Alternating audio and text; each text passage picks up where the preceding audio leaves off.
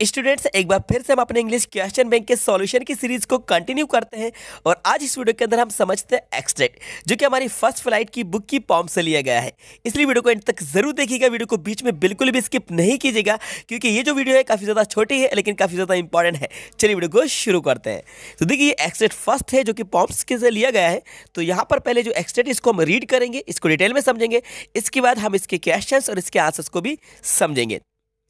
He hears the last voice at night. तो बच्चों, इसका मतलब ये है कि वह रात में आखिरी आवाज को सुनता है। तो यहाँ पर देखिए, ही मतलब वह, हेयर मतलब होता है सुनना, the last voice at night मतलब वह रात में आखिरी आवाज को सुनता है। तो अब कौन सुनता है? तो देखिए यहाँ पर जो ही यूज हो रहा है, ही ये यूज हो रहा है, ये टाइगर के लिए यूज हो रहा है। किसके लिए यूज हो रहा है बच्चों? ये टाइगर के लिए यूज हो रहा है, क्योंकि ये जो पोम है, इस पोम का नेम ही है a tiger in the zoo. A tiger in the zoo की जो पोम है, उससे ये जो एक्सट्रैक्ट है, एक्सट्रैक्ट को लिया गया है। तो जो ही यूज हो रहा है, ये टाइगर के लिए हो रहा है। ठीक है, तो here's the last voice at night मतलब कि वह रात में आखिरी आवाज को सुनता है। कौन सुनता है? टाइगर सुनता है। ठीक है, आगे हम इसको रीड करेंगे। द पेट्रोलिंग कार्स, तो मतलब कि पेट्रोलिंग कार्स का मतलब होता है गश्त करती गाड़ियां। ठीक है, रात में जो गाड़ियां पेट्रोलिंग करती हैं उसको गश्त कहते हैं। तो पेट्रोलिंग कार्स, तो पेट्रोलिंग कार्स की वॉइस को सुनता है, आवाज को भी सुनता है रात में। कौन? टाइगर। ठीक है, and stairs with his brilliant eyes, तो इसका मतलब ये है, और वे अपनी चमकीली आंखों से इनको घूरता है। स्टेयर्स मतलब होता है घूरना, मतलब कि किसी चीज को कंटिन्यू देखना, कंटिन्यू वॉच करना, उसको हम बोलते हैं stairs. In stairs with his brilliant eyes, तो ब्रिलियंट का मतलब होता है चमकीला। ठीक है, तो जो टाइगर की आइज जो रहती है वो चमकीली होती है, चमकदार होती हैं, जो कि नाइट में तो और भी ज्यादा वो चमकती हैं। तो and stairs with his brilliant eyes, अपनी चमकीली आंखों से वो घूरता है। ठीक है, आसमान की तरफ देखता है। एंड द ब्रिलियंट स्टार्स, ठीक है, किसकी तरफ देखता है? एट द ब्रिलियंट स्टार्स, तो मतलब कि वो रात में अपनी चमकीली आंखों से ब्रिलियंट स्टार्स की तरफ देखता है, मतलब कि चमकीले स्टार्स को देखता है। कौन देखता है? टाइगर देखता है। ठीक है, तो ओवरऑल यहाँ पर ये जो लाइन्स है, he hears the last voice at night the patrolling cars and stairs with his brilliant eyes at the brilliant stars. तो इसका मतलब ये है कि वह रात में आखिरी आवाज को सुनता है, गश्त करती हुई गाड़ियाँ, तो गश्त करती हुई जो गाड़ियाँ आती हैं उनकी आवाज को सुनता है, और वह अपनी चमकीली आंखों से चमकीले सितारों को देखता है। ठीक है, क्लियर है ना? ये एक्सट्रैक्ट को मैंने आपको एक्सप्लेन करा दिया है। अब जल्दी से देख लेते हैं हम इसके क्वेश्चंस को और इसके आंसर्स को समझ लेते हैं। ठीक है दोस्तों, मुझे पता है आप सब परेशान हो, सीबीएसई ने पैटर्न बदल दिया है हमारा, बट टेंशन मत लीजिए। मजे की बात यह है कि पूरा पैटर्न ऑब्जेक्टिव हो गया, इसलिए हमें करनी है सिर्फ और सिर्फ मॉक टेस्ट की प्रैक्टिस। तो ये एक ऐप है फ्लो, चलो पहले डाउनलोड करो। अब आपको इस प्रैक्टिस सेक्शन में जाना है और सारे सब्जेक्ट्स के क्लास 12 और क्लास 10 दोनों ही के स्टूडेंट्स के लिए ये एक बनी हुई है, पूरे एग्जाम एनवायरनमेंट की फीलिंग के साथ। इस मॉक पेपर में टाइमर भी लगा हुआ है, तो आपको टेस्ट के एंड पर पता चल जाएगा कि कौन सा सवाल आपने सही किया और कौन सा गलत। हर टेस्ट की अपनी रिपोर्ट जनरेट होती है।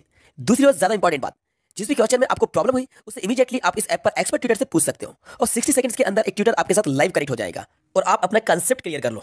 अभी इंस्टॉल करो और इस बार बोर्ड में आप 100% स्कोर टारगेट करोगे। तो बच्चों, ये रहे हमारे क्वेश्चन। तो इसमें जो हमारा फर्स्ट क्वेश्चन है इसको हम देखते हैं।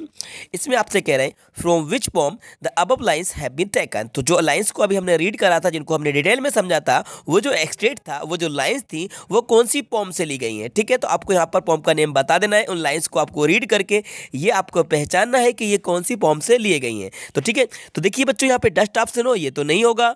फायर एंड आइस, ये भी नहीं होगा। तो राइट आंसर होगा हमारा सी वाला, a tiger in the zoo. तो ठीक है, वो जो लाइंस थी, जो एक्सट्रैक्ट था, a tiger in the zoo से लिए गई है। तो ये पोम को आपने रीड किया होगा, डिटेल में आपने रीड किया होगा, तो आपको पता होगा। तो लाइंस को रीड करने के बाद आपको पहचान लेना है कि ये पोम का नेम क्या है। तो a tiger in the zoo से ये लाइंस को ली गई थी। ठीक है ना बच्चों, क्लियर हो रहा है ना? ठीक है, अब बात करते हैं हम सेकंड नंबर के क्वेश्चन। तो देखिए, हमारा सेकंड नंबर क्वेश्चन है, what does he stare at. मतलब कि वो जो टाइगर है जिसके बारे में यहाँ पर बताया जा रहा है कि वो किसकी तरफ स्टेयर करता है, मतलब कि घूरता है। ठीक है, स्टेयर मतलब होता है घूरना। क्या होता है बच्चों? घूरना, किसी चीज को कंटिन्यू देखना। तो वो किसकी तरफ घूरता है? देखिए, यहाँ पर आया था, पोएम्स को आपने लीड किया था। देखिए, at stars with brilliant eyes at the brilliant stars. तो किसको देखता है भाई?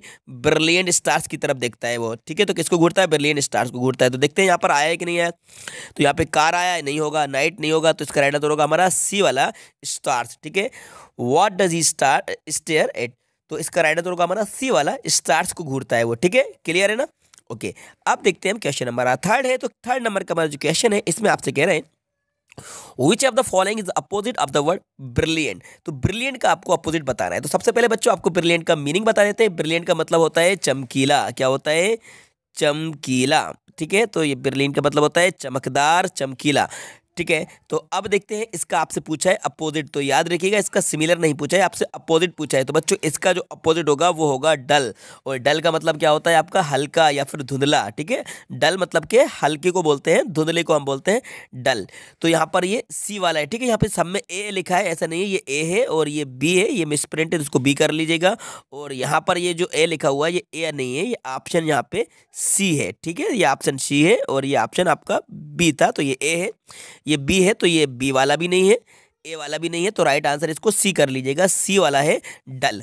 ठीक है, तो इस तरह से हमने इस एक्सटेट को समझा, इसके क्वेश्चन इसके आंसर को भी समझा। आई होप ये वीडियो आपको पसंद आई होगी और आपके जो डाउट्स थे वो क्लियर हुए होंगे और ये एक्सटेट आपको अच्छे तरीके से समझ में आ गया होगा।